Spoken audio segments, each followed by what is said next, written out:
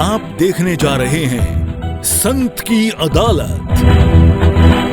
आपके सवाल, गुरुदेव के जवाब। सानिध्य वैज्ञानिक संत आचार्य श्री निर्भय सागर जी महाराज।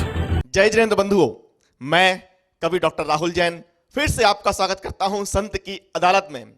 और आज हम पुनः पहुंच गए हैं वैज्ञानिक संत आचार्य गुरुवर निर्भय सागर जी महाराज की अदालत में। नमोस्तु गुरुदेव, नमोस्तु गुरुदेव, नमोस्तु गुरुदेव।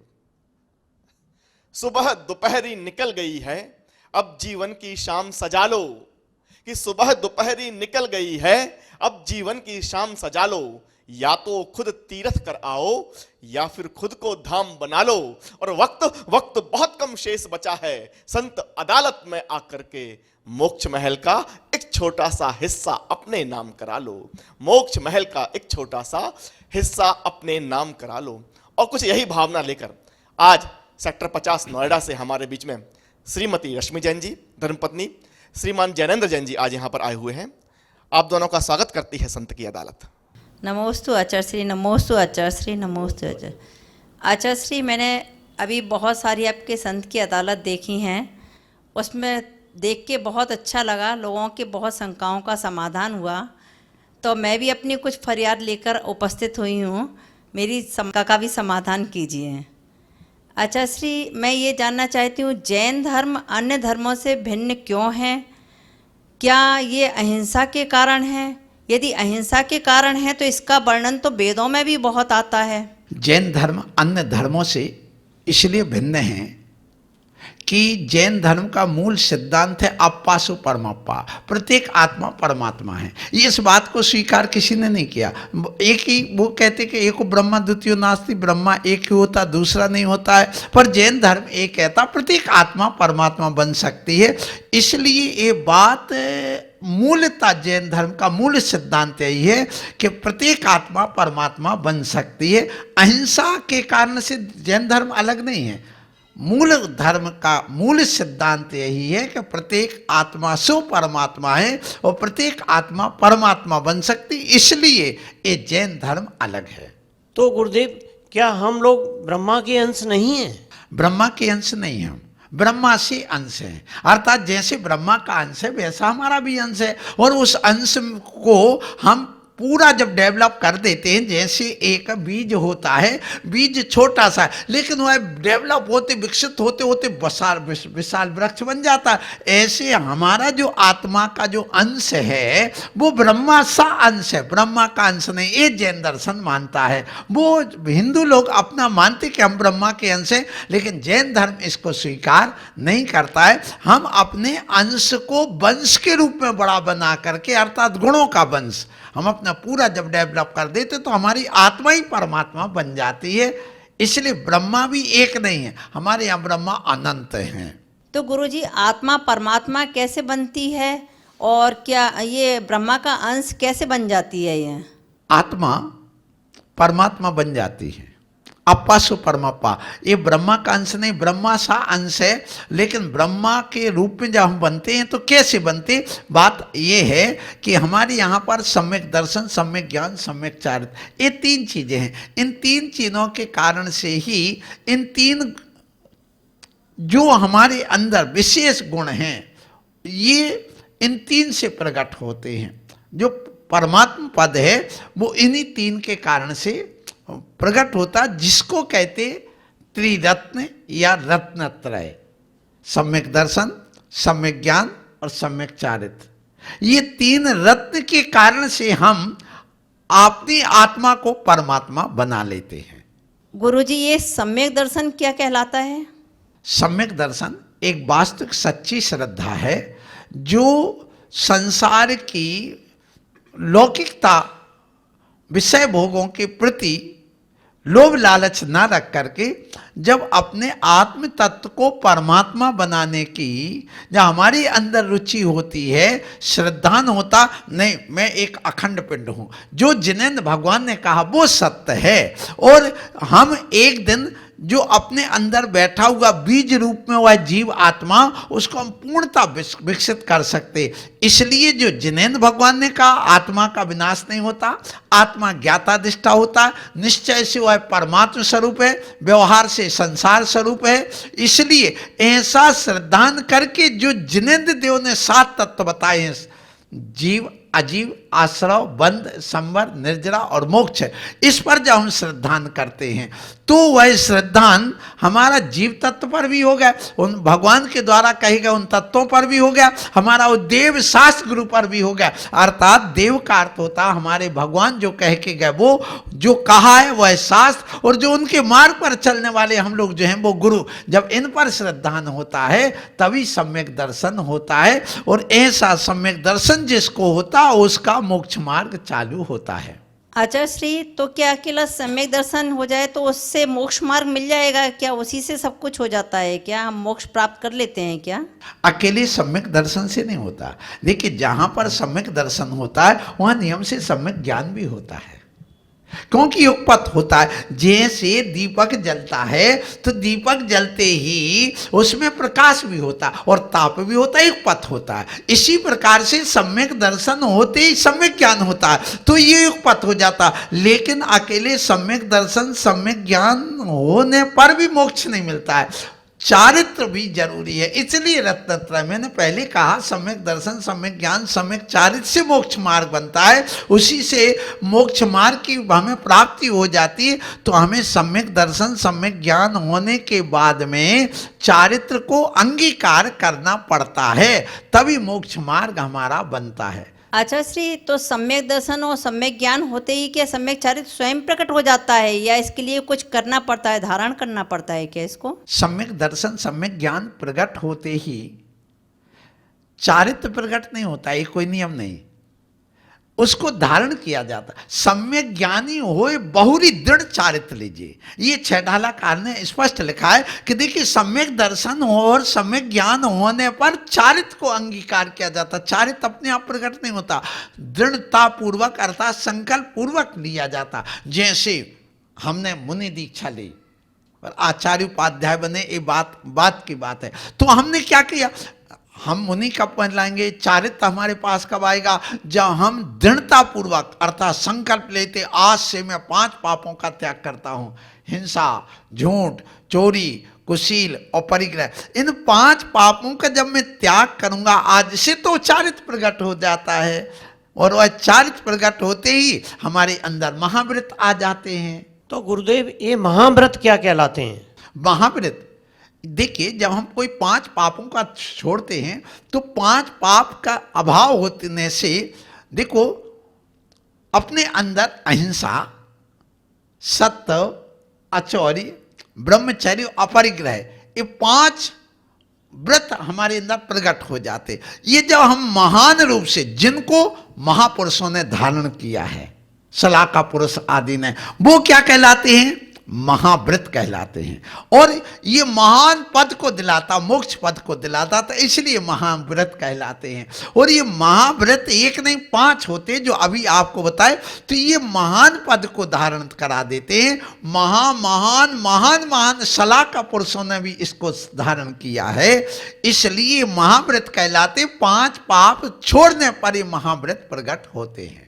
तो आचार्य श्री, ये सलाका पुरुष कौन होते हैं? देखिए, सलाका पुरुष सबसे पहले हमारे यहाँ पर 63 सलाका पुरुष कहे गए, उनमें से सुनिए, जो तीर्थंकर हैं 24, वे सलाका पुरुष कहलाते हैं।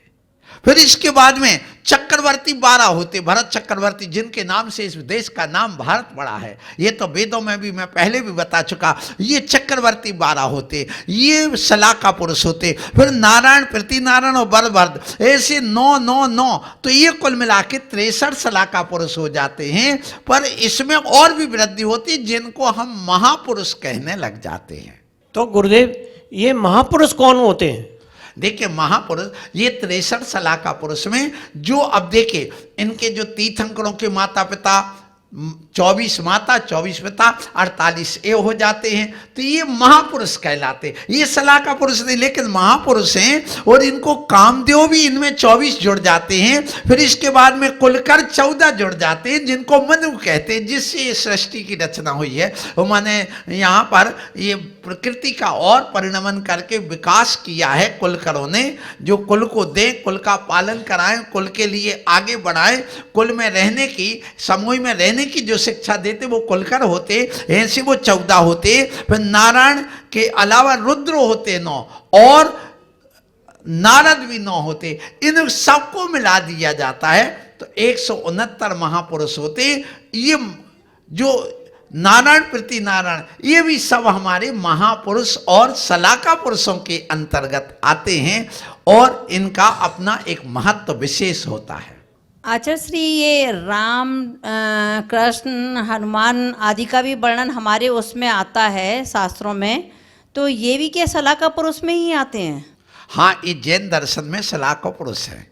इसलिए देखिए, जैसे हनुमान की बात करें तो हनुमान हमारे जैन दर्शन के अनुसार कामदेव थे। 24 कामदेव में पहले कामदेव कौन हुए? हमारे यहाँ बाहुबली आदिनाथ के पुत्र। और इसके अलावा ये जो हनुमान हुए हैं वो भी हमारे यहाँ सलाका पुरुष है। और उनको भी देखिए, उन्होंने भी अपने आप में महान कार्य किया है और वो अंत में जाकर के साधु बन करके तपस्या की और तपस्या करके मांगी तुंगी क्षेत्र से वो मोक्ष गए हैं। इसलिए भी वो भी सलाका पुरुष हमारे यहाँ जैन दर्शन में जो हिंदू लोग पूजते हैं वही है। इसी प्रकार ये कृष्ण भी और राम भी और लक्ष्मण भी, ये सब हमारे जैन दर्शन में इन सलाका पुरुषों के नाम भी हैं, उनका पूरा वर्णन है।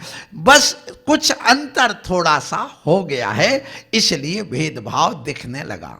आचार्य श्री, ये एक तो हिंदू धर्म बन गया, लेकिन और भी तो बहुत सारे धर्म बन गए, जैसे सिख, ईसाई, मुस्लिम। तो ये किस कारण से इतने सारे धर्म? राग के कारण बने या कोई और कारण रहा इनके बनने का? देखिए, इसके कारण एक ही है। सिर्फ एक वाक्य में आपसे पूछता हूं, जिस कारण से इतने सारे धर्म बने। किसी जीव को कष्ट नहीं पहुंचाना धर्म है। ये धर्म की परिभाषा सबने स्वीकार की और इस परिभाषा में ही सारा तुम्हारा उत्तर छुपा हुआ है, क्योंकि ये तो संत की अदालत है, उसमें आप खोजिए कौन सा। अब मैं आपसे पूछता, एक वाक्य मैं बोल रहा हूं, पुनः दोहराता हूं, किसी प्राणी को कष्ट नहीं पहुंचाना धर्म है। अब इसमें एक शब्द ऐसा है जिसने इतने सारे धर्म बना दिए। वो शब्द कौन सा है? आप नहीं बता पाएंगे, मैं बताता हूं। वह है किसी शब्द। कौन सा? किसी प्राणी को कष्ट नहीं पहुंचाना धर्म है। ये सबको परिभाषा स्वीकार है, लेकिन ये जो किसी शब्द आ गया है, इसने इतने सारे धर्म बना दिए। क्यों बना दिए? जैसे सुनिए, एक व्यक्ति कहता, घर में था और जूता पहन करके दूसरा भाई चला गया। उसने कहा, ध्यान रखना, किसी ने यदि मेरे जूते उठाए तो मैं जूता मार दूंगा। अभी किसी कहां तक सीमित है? घर तक। अब देखिए, वही बच्चा बाहर निकला और कोई ने थप्पड़ मार दिया मोहल्ले वाले ने, तो कहा, ये ध्यान रखना, किसी ने यदि मेरे बच्चे को थप्पड़ मारा तो ध्यान रखना, मैं पत्थर मारूंगा।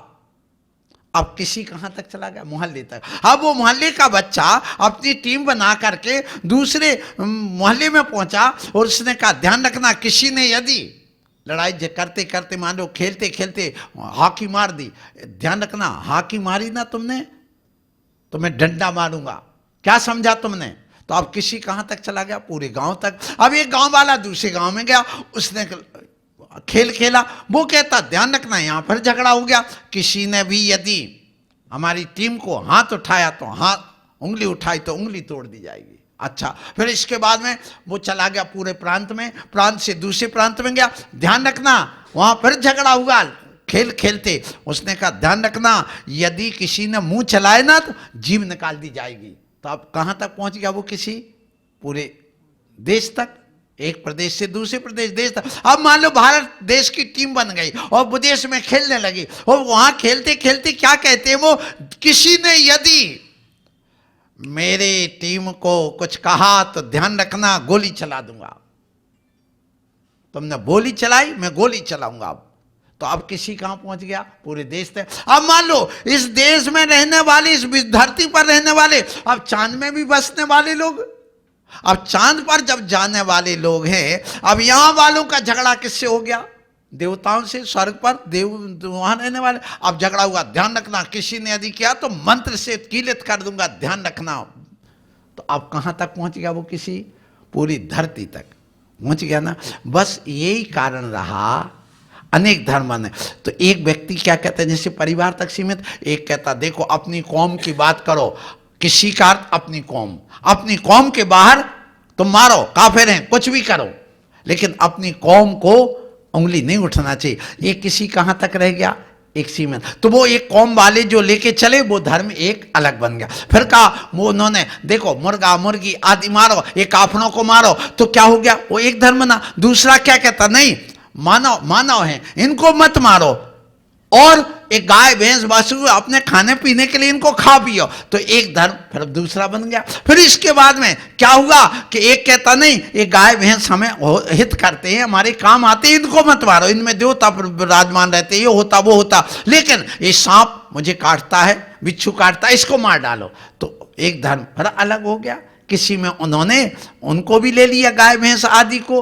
फिर इसके बाद में एक कहता नहीं, ध्यान रखना, ये सांप बिच्छू को भी मत मारो, इनमें भी प्राण है।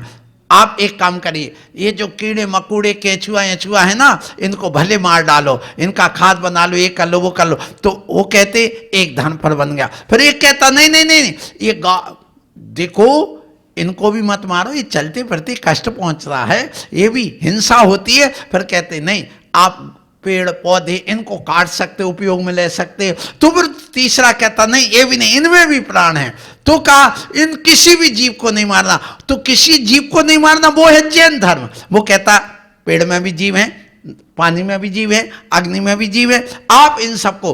तो वसुधा जैसे पृथ्वी एक हो गई, वो पृथ्वी में सब कुछ समा गया, ऐसे जैन धर्म में सारे धर्म समा जाते हैं। इसलिए अनेकांत तो स्याद्वाद हमारा जैन धर्म आ गया। तो समग्र धर्मों में सबसे बड़ा धर्म कौन हो जाता है? अहिंसा की दृष्टि से वह है जैन धर्म। आप कहीं भी खोल करके इतिहास देख लीजिए। वो कहता कीड़े मकोड़े को भी मत मारो, उस चींटी को भी मत मारो, उस मेंढक को भी मत मारो, उस सुअर को भी मत मारो, उस चूहे को भी मत मारो, उस मुर्गे को भी मत मारो, उस बकरी को भी मत मारो, आप किसी भी जीव को मत मारिए। तो जिनने किसी का अर्थ अपना आप समझ गए होंगे, इस किसी शब्द के कारण से इतने सारे धर्म हो गए। और जब अहिंसा पूर्ण आ गई तो वहाँ अहिंसा धर्म पूरा आने से, तो हिंसा और अहिंसा में विभाजन करने से इतने सारे धर्म हो गए।